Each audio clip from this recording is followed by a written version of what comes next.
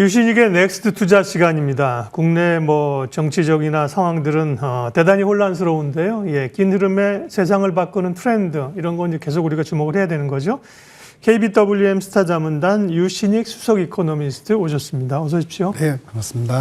말씀드린 어떤 미래를 바라보는 투자라는 관점에서 이 시간에는 이제 국내 문제보다는 많이 저희가 지금까지 다뤘기 때문에요.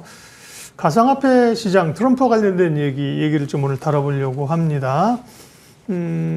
계속해서 이제 그쪽의 인사들도 지금 선임이 되고 있고, 가상화폐 쪽으로 트럼프 이 인사 등 이 비트코인을 좋아하는 인물들이 지금 임명되고 있는데요. 트럼프가 비트코인을 이렇게 띄우는, 이렇게 적극 지지하는 기본적인 이유는 어디 있는 겁니까? 거래량이죠. 거래량. 전 세계의 관심이죠. 예. 그러니까 사실 우리가 트럼프가 됐기 때문에 이제 오를 것이다. 이런 이제 로직도 중요하지만 네. 그 이면에 있는 걸 우리가 생각하셔야 되는데 거래소는 전 세계 거래소가 있어요. 네. 아주 쉽게 말씀드리면 우리는 주식시장은 정규화된 시간에 투자를 하지만 사실은 우리가 투자를 하고 그 다음에 이스라엘 시간으로 또 낮이 되면은 또 이스라엘 이제 투자가 이루어지고 네. 그리고 또 24시간 이어서 당연히 미국 투자가 이어지고 그리고 다시 낮 시간으로 아시아로 오면은 일본도 투자가 이루어지고 그다음에 중국도 투자가 이루어지고 한국도 이루어집니다. 전 세계적으로 24시간 시장이 열려 있는 거죠. 그렇죠. 예. 근데 이제 중요한 거는 이 거래소가 사실상은 민간의 어떤 소프트웨어적인 그 자체적인 플랫폼이지 이게 국가가 관리하거나 이런 시스템은 아직은 아니거든요. 네. 근데 그렇게 규제가 아직은 정확하게 안 들어가 있다는 이유 때문에 시세에 대한 변동성 이거는 떨어질 때도 무한히 떨어질 수 있지만 사실 상승의 여지도 상당히 크다라는 부분들 이것을 한마디로 연결해 드리자면 사실상 관심도가 폭증을 할 수밖에 없다. 특히나 트럼프 같은 경우는 이게 거래량이 많다 그러면 도대체 뭐가 도움이 되냐. 일각에서는 트럼프가 이거를 전략적 비축자산으로 그다음에 가상화폐 도시로 만들 것이다. 여러 가지 선을 하니까 이제는 전통화폐 시대는 끝났고 비트코인이 온다. 저는 그렇게 생각하지 않습니다. 예. 비트코인이 항상 상승을 하면은 전통화폐에 대한 회의론이 나오고 비트코인은 새로운 어떤 그 수단이 될 것이다. 우리가 머니마켓에서 새로운 통화의 기반이 될 것이다. 이렇게 주장을 하시는데요. 이거 나중에 떨어지면요. 또 비트코인은 제로의 가치다. 또 이렇게 변해요. 제일 중요한 건 거래량의 관심이고 그러면 거래량 관심이 미국에 어떻게 도움이 되냐.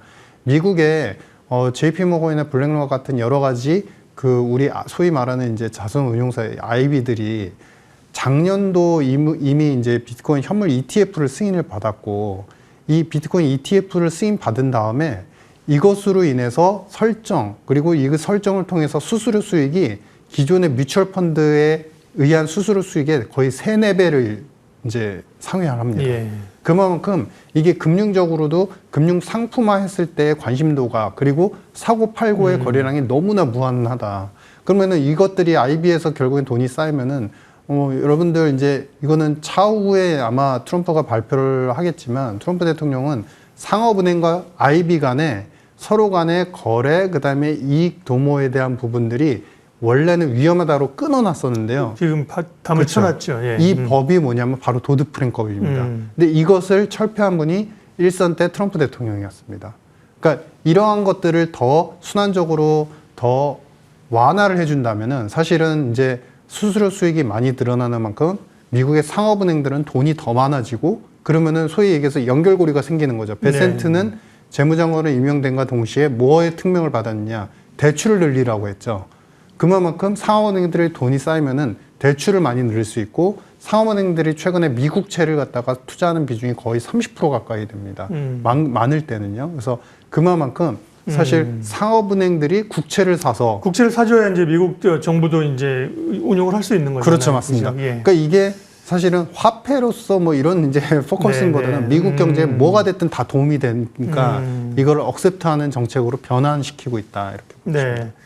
비트코인이 과거에는 한때 무슨 이렇게 인출기도 있고 그랬었지만 지금은 비트코인과 누가 사실은 교환의 수단으로서 화폐로 사용하는 사람은 사실 없잖아요. 네네. 말씀하신 자산의 일부 혹은 그걸 좀 넘어서 미국 경제를 붐업시키려고 하는 어떤 하나의 정책 수단으로 금융정책으로 이용을 한다는 거고요.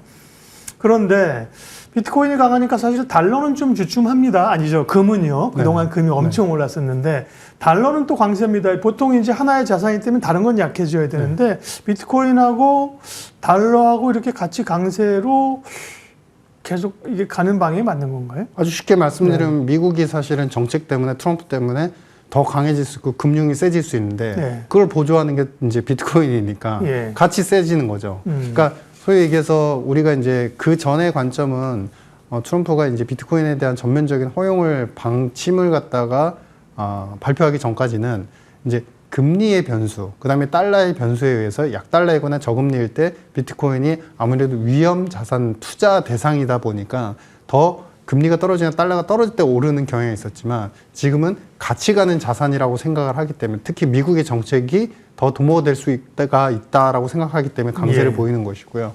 이제 다만 우리가 여기서 이제 주의해야 될 점은 뭐가 있냐면요.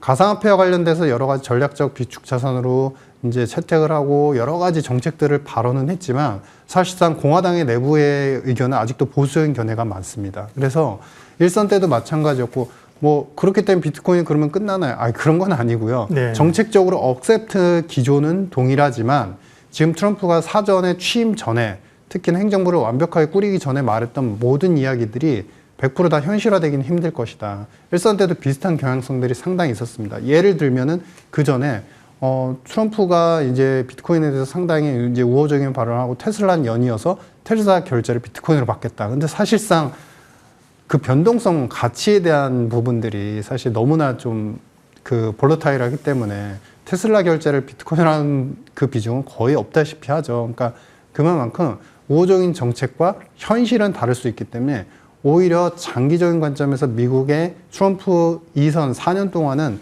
관심은 가져셔야 되지만 지금은 조금 조심스러운 측면이 상당히 많다.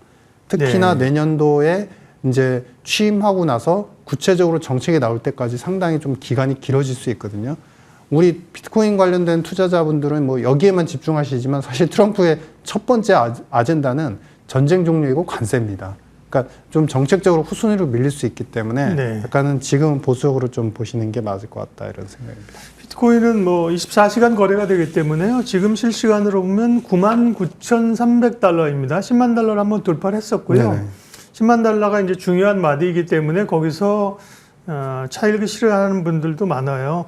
지금 유 박사님 말씀은 어쨌든 비트코인 자산으로서의 어떤 비중을 너무 크게 가지면 안 된다는 건데 그렇게 보면 IMF 때 금 모으기 한다고 해서 금 내놓은 선량한 국민들 또 몇 년 전에 비트코인 이거는 불확실하다고 해서 문제가 됐는데 결국은 보유자가 자산시장에서는 승리를 했습니다. 금이나 비트코인이나. 그런 점에서는 마냥 무시만 할 수도 없는 거 아니에요? 비트코인 가상화폐나 국내 관련주들에 대한 시각 다시 한 번만. 네, 맞습니다. 왜냐하면 우리는 미래를 바라보죠. 그러니까 미래에 바라보는 자산은 새로워야 되고 그 새롭다는 건 뭐냐 정형화된 틀로 우리가 계속적으로 여러 가지 규제나 정책이 있지만 그 규제와 정책의 어떤 그 틈을 파고들면서 불법적인으로 물론 이제 법으로는 합법이지만 약간의 주주에 대해서 투자의 관점으로 보면은 본인들의 이익을 챙기는 그런 많은 집단들이 기업가들 일부이긴 하지만 기업가들이 있고 그런 분들이 너무 많다 보니까 사실상 그러한 자산에 대한 회의론들이 상당히 누적적으로 가중이 되었었고 미국 같은 경우는 그래도 그런 이제 회의론을 갖다가 뚫기 위해서 계속 주주 친화적인 정책을 정부가 주도하지 않아도 계속 스스로 기업 스스로 해왔던 것이고요. 근데 그런 정책들을 그러니까 스스로 셀프 모티베이티드 돼서 기업들이 스스로 정책을 시행하는 국가들은 그렇게 많지가 않습니다. 그러면 전 세계 투자자들은 어쨌든 저성장 국면에서 가게가 그래도 주머니 살림살이가 좀 나아지려면 뭔가 투자를 하고 부를 쌓을 수 있는 이제 수단이 있어야 되는데 가장 손쉽고 그리고 뭔가 불법적이거나 정책적인 제한 때문에 불합리한 그런 경향성이 보이지 않는 부분들이 사실 비트코인 그리고 암호화폐 시장에 있다라는 부분에서 우리가 소위 얘기하는 이제 디지털 금이다라고까지 표현을 하고 그럼 미래의 자산이라는 건 분명하고 중요한 거는 핵심적으로 인기도와 그 관심도는 앞으로도 계속 지속이 될 수밖에 없을 것이다. 다만 이제 가격에 대한 부분들을 저는 항상 조심스럽게 말씀드리는 게 이게 아직도 가격의 통제력을 전 세계 많은 코인베이스도 마찬가지고 많은 가상화폐 거래소가 실질적으로 많이 이제 오너십을 갖고 있습니다. 그렇기 때문에 가격이 지금까지는 관심도 때문에 좋았지만 정책이 나오기 전까지는 지금 예. 또 적극적으로 접근하기는 부담스럽다. 네. 그런 생각입니다. 마지막으로 이번 주에 미국은 소비자 물가 발표되고요. 또 이제 FOMC도 12월에 나와 있는데 뉴욕 증시 연말 랠리를 계속 갈 수 있을까? 간단하게만 이 부분 한 1분 이내로 좀 1분 정도 코멘트해 주십시오. 네, 어느 정도 갈 수 있을 거라고 네. 생각하고요. 시장의 화두는 일단은 트럼프가 오면서 그동안의 저금리 정책이나 페드의 금리 인하 기조가 바뀔 것이라고 우려하고 불안해했는데 사실상 이제 이번 주에 나오는 CPI는 제가 보는 관점에서는 유가도 상당히 안정화되어 있는 상태를 유지하고 있고 그 외 기타 원자재 가격도 마찬가지이기 때문에 CPI가 안정 기조 2% 중후반대에서 떨어지는 기조를 유지할 걸로 보고 그래서 금리 인하 스탠스의 변화가 없다라는 걸 확인함과 동시에 시장은 또 안도 랠리를 보일 수 있다. 여기에 내년도에 집중될 미국의 기업 감세와 같은 재정정책 관련된 인센티브들이 또 다른 기대를 함께 부과를 시키면서 연말 랠리가 올 수 있을 것이다. 미국 시장에 한해서 이렇게 보고 있습니다. 네. 유신익의 넥스트 투자 KBWM 스타 자문단 유신익 수석 이코노미스트와 함께 했습니다. 잘 들었습니다. 네, 감사합니다.